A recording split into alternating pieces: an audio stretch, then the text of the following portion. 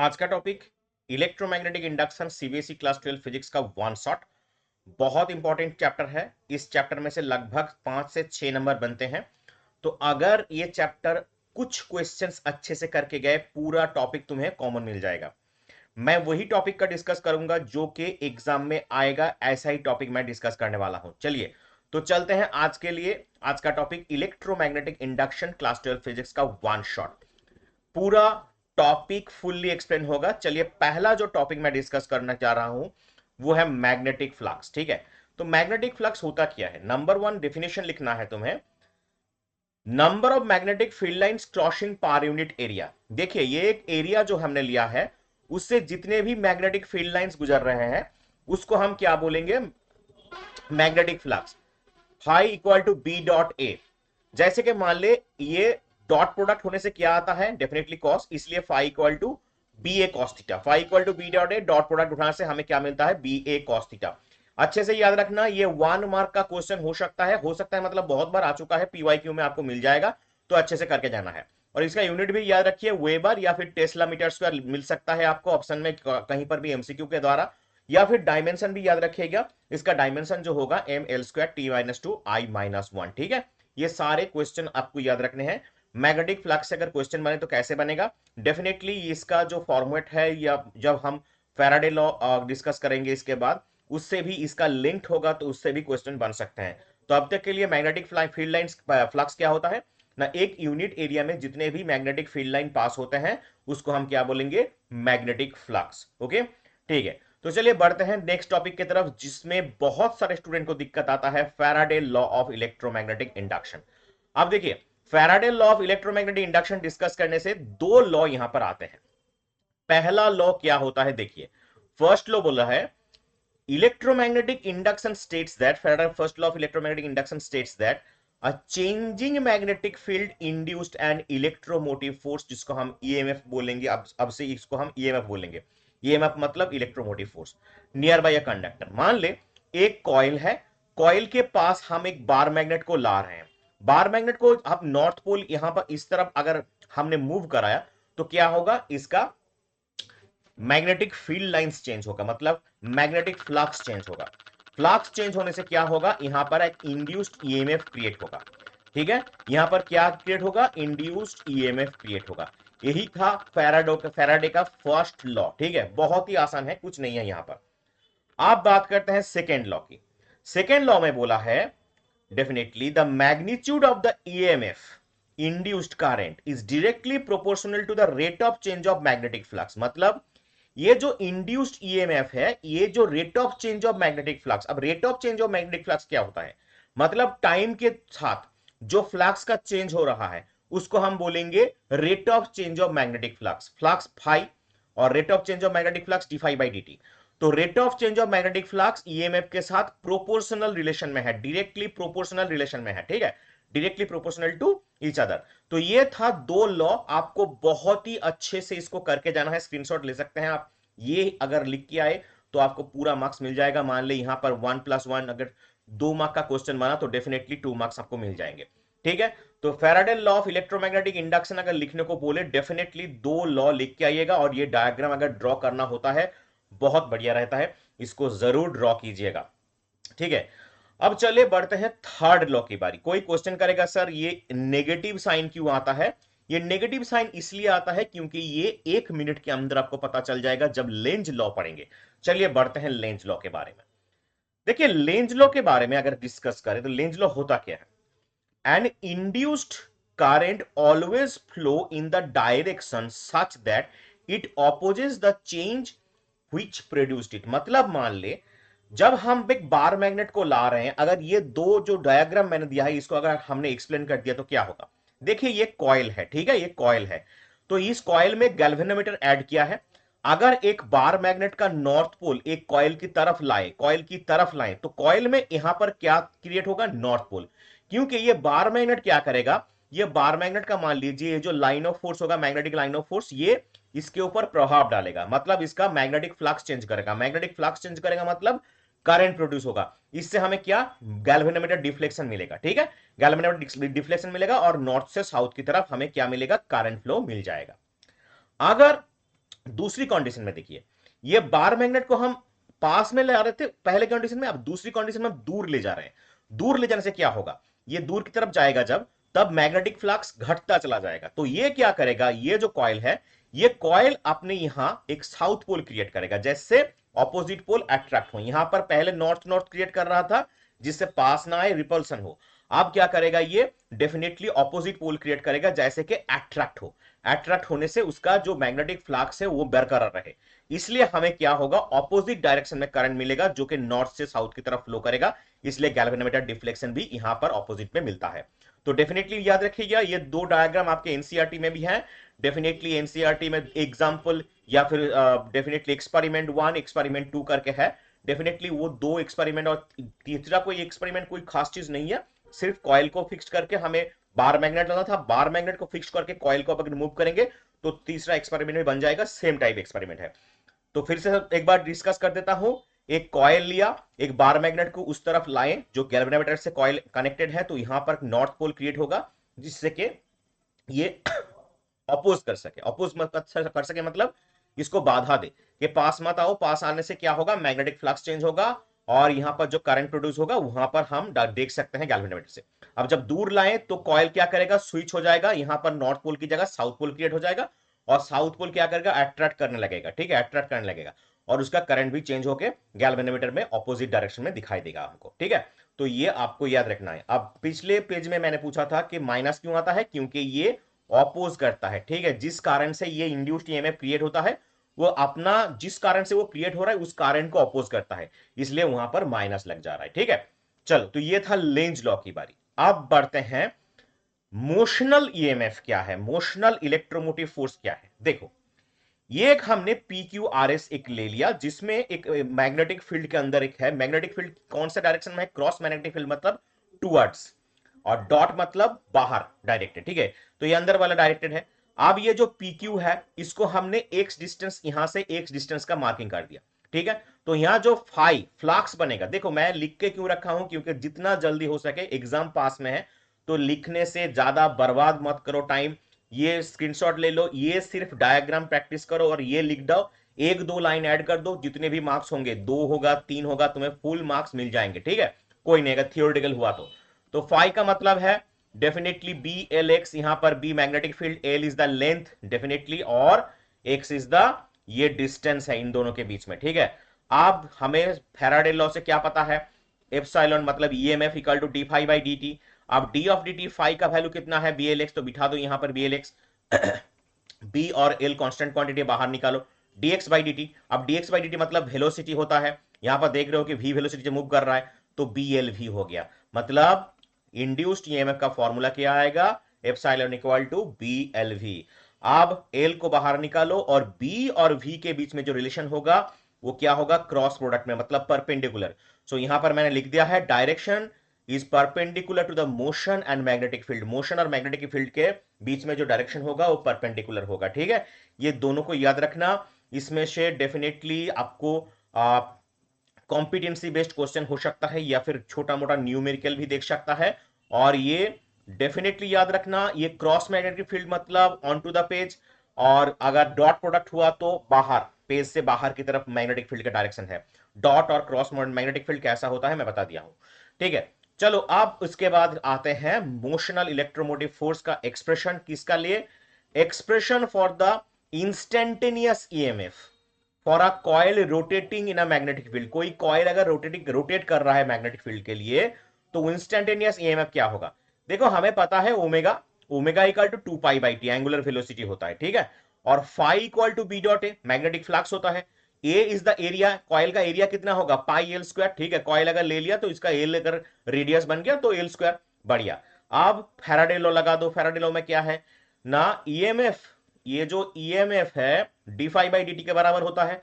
तो यहां से हमें पता चलता है फाई कितना है, B into pi L square, B into pi L square लिख दिया, और बाई डी टी की जगह हमें टी लिख दिया। ठीक है, डेरिवेटिव फॉर्म से नॉर्मल फॉर्म में लिख दिया मैंने। तो यहां पर बी पाई जो था, एल स्क्वायर जो था वो ठीक दिया, लेकिन यहां से टी का वैल्यू निकालो, omega equal to T pi by 2 pi by T. तो टी इक्वल टू क्या होगा, 2 पाई बाई ओमेगा होगा ना। तो यहां पर टी की जगह हमने 2 पाई बाई ओमेगा यहां पर लिख दिया। तो इसको अगर सिंप्लीफाई करें तो क्या आएगा, B omega L square by two. यही है डेफिनेटली हमारा जो निकालना था इंस्टेंटेनियस ईएमएफ का डेरिवेशन। यहां से क्वेश्चन बनते हैं डेफिनेटली, 1-2 मार्क का क्वेश्चन, बहुत सारे छोटे मोटे क्वेश्चन आते हैं, इसको जरूर करके जाइएगा, मोशनल इलेक्ट्रोमोटिव फोर्स का कैलकुलेशन। अब बढ़ते हैं लॉरेंज फोर्स की बारी। देखो लॉरेंज फोर्स तो बहुत ही बार पूछा जा चुका है, लॉरेंज फोर्स होता क्या है। अब लॉरेंज फोर्स का डेफिनेशन अगर पूछे, ये 1 मार्क का क्वेश्चन आए तो सिर्फ ये लिखना, या फिर 2 मार्क का आए भी तो भी ये लिखना, मतलब घटाना मत, कोई कार्ड वर्ड देना मत। डेफिनेशन में क्या बोलोगे, total force experienced by a charge particle moving in a region where both electric, ये वर्ड देखो, electric and magnetic field are present. मतलब एक चार्ज पार्टिकल को अगर तुमने एक इलेक्ट्रिक फील्ड में ले गए और मैग्नेटिक फील्ड में ले गए, तो टोटल जो फोर्स ऐड होगा उसको हम बोलेंगे लॉरेंज फोर्स। अब मानो तुमने इलेक्ट्रिक फील्ड में कोई चार्ज पार्टिकल ले गए, तो उसके ऊपर जो फोर्स बनेगा वो हो गया क्यूई, बराबर, मैंने ये पहले टॉप चैप्टर में डिस्कस किया था।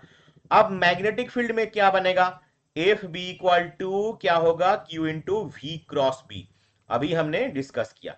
तो ये दोनों बराबर हो जाएंगे, तो फोर्स में क्या आएगा, F E plus F B electric field के लिए और मैग्नेटिक फील्ड के लिए।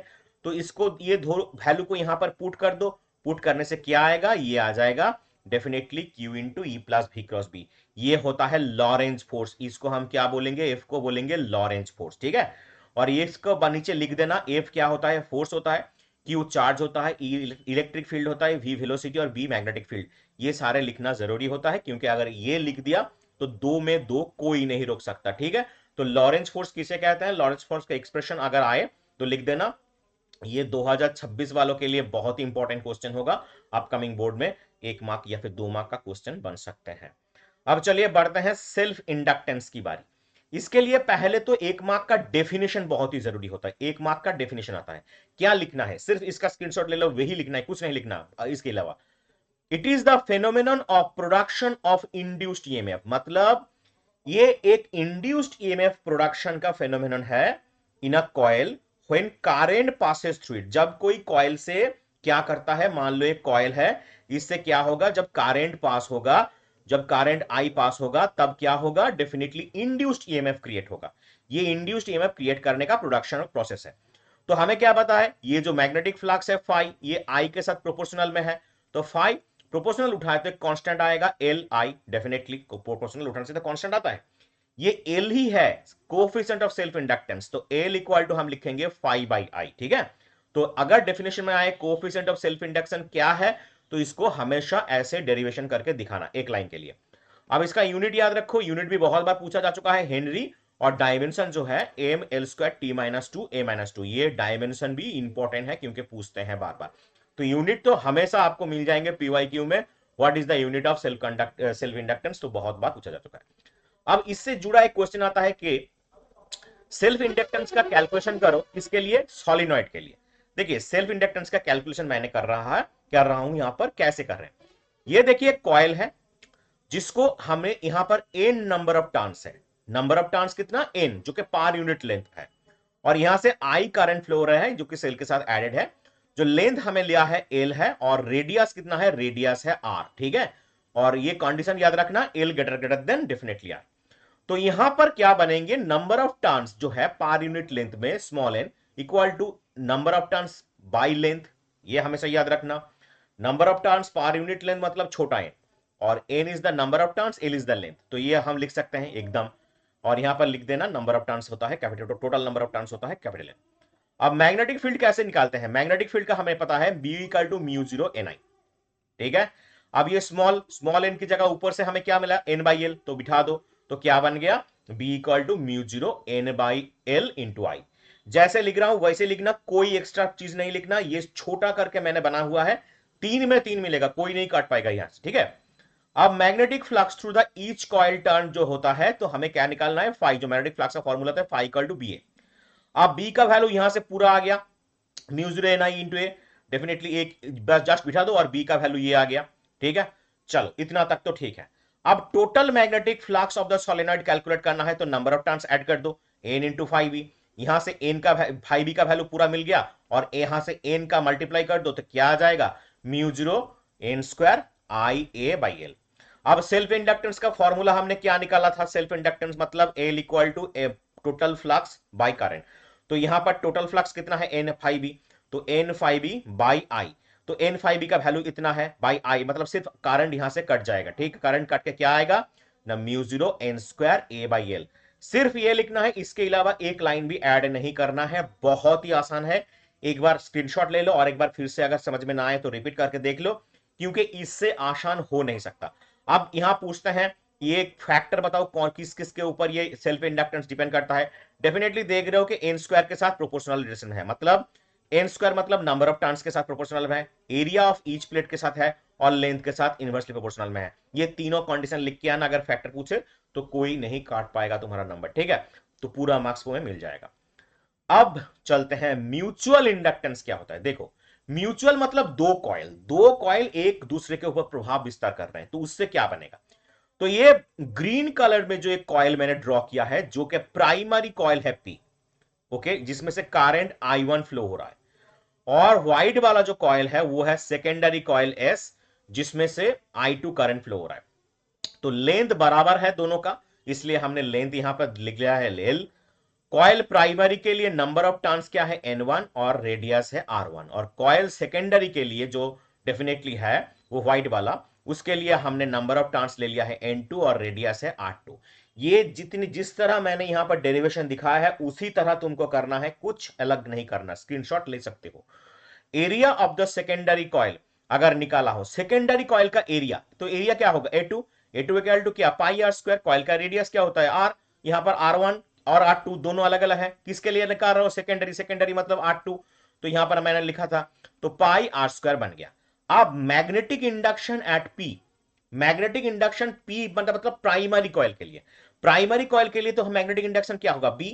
तो B1, तो B1 मतलब क्या? म्यू जीरो एन आई होता है, तो म्यू जीरो N1 I1। इसको नंबर 1 इक्वेशन से लिख डाला।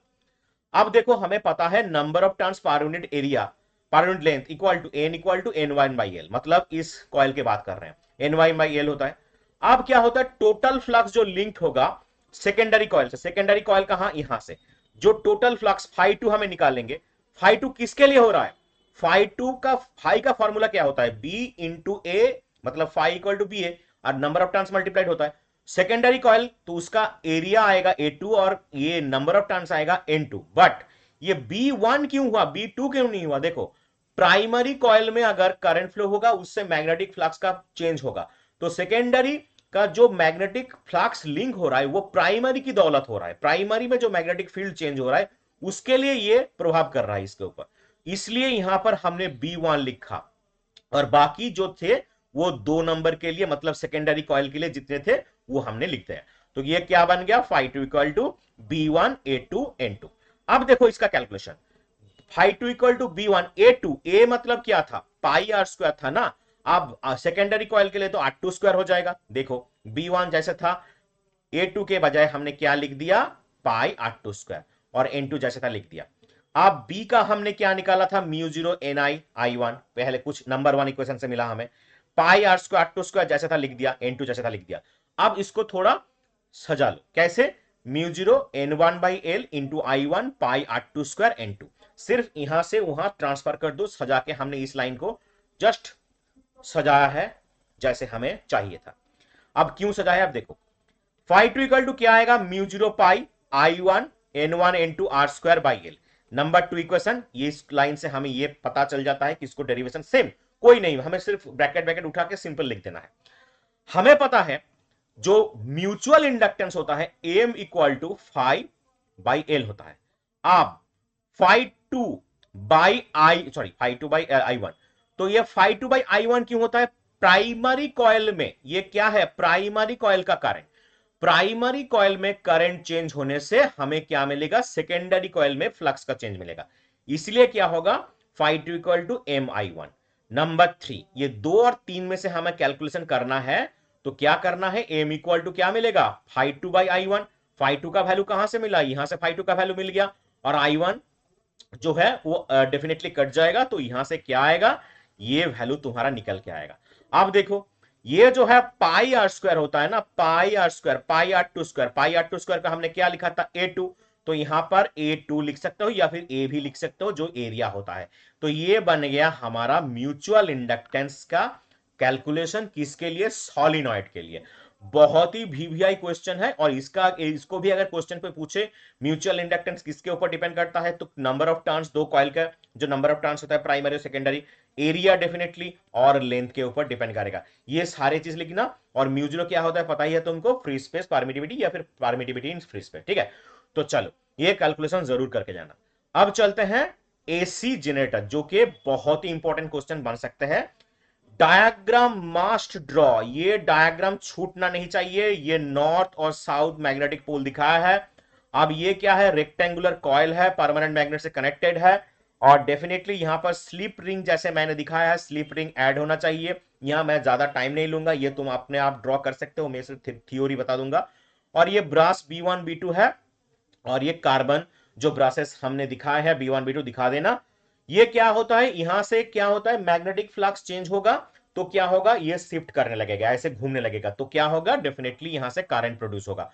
तो ये सिंपल फॉर्मेशन है एसी जनरेटर का, करंट कैसे फॉर्मेशन होता है, ठीक है।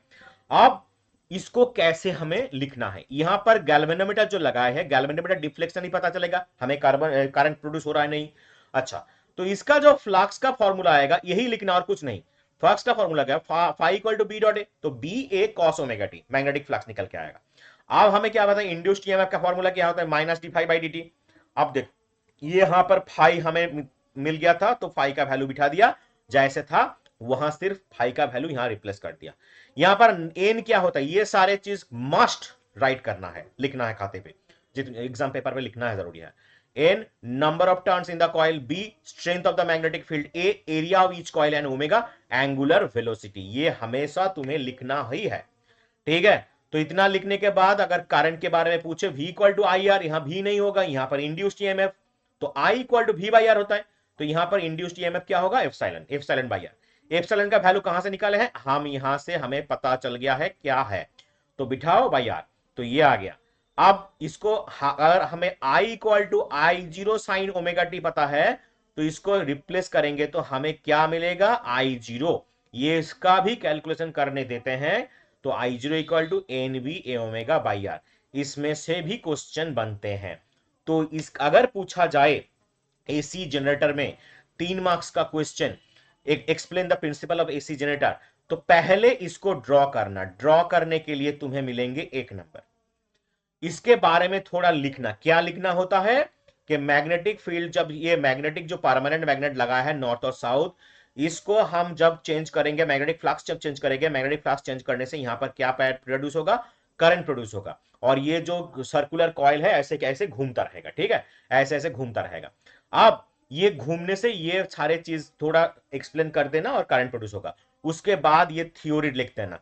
तो 1 + 1 + 1 3 मार्क्स तुम्हें यहां से पक्के मिल जाएंगे। इसके अलावा कुछ नहीं लिखना है, क्योंकि एग्जाम पेपर में वही चेक करता है तुम्हें जो आप टू दी मार्क आंसर चाहिए उनको, ठीक है। ज्यादा से उनका मतलब नहीं, अगर प्राइम आंसर दे दिए तो तुम्हें कोई नंबर नहीं वहां से डिडक्ट होने वाला, ठीक है।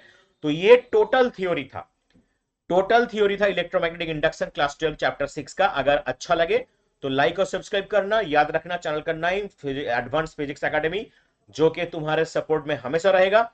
और जितने भी तुम्हारे सोशल मीडिया हैंडल हैं, दोस्तों के साथ ये वीडियो शेयर कर दो। लाइक और सब्सक्राइब करना मत भूलो, क्योंकि लगातार ऐसे वीडियो तुम्हें मिलते रहेंगे मेन टॉपिक के ऊपर। और आखिरी के 1 महीने जब रह जाएंगे तो हम क्या करेंगे, मेन जो क्वेश्चंस होते हैं जो एग्जाम में आएंगे इस प्रिंसिपल के ऊपर, तो वो करवा देंगे न्यूमेरिकल के साथ, ठीक है। क्योंकि अगर थ्योरी रेडी नहीं हुआ तो नहीं कर पाओगे ना, इसलिए थ्योरी का समझना जरूरी होता है। चलो मिलते हैं दूसरे वीडियो में, तब तक के लिए धन्यवाद। लगे रहो चैनल के साथ सब्सक्राइब करके।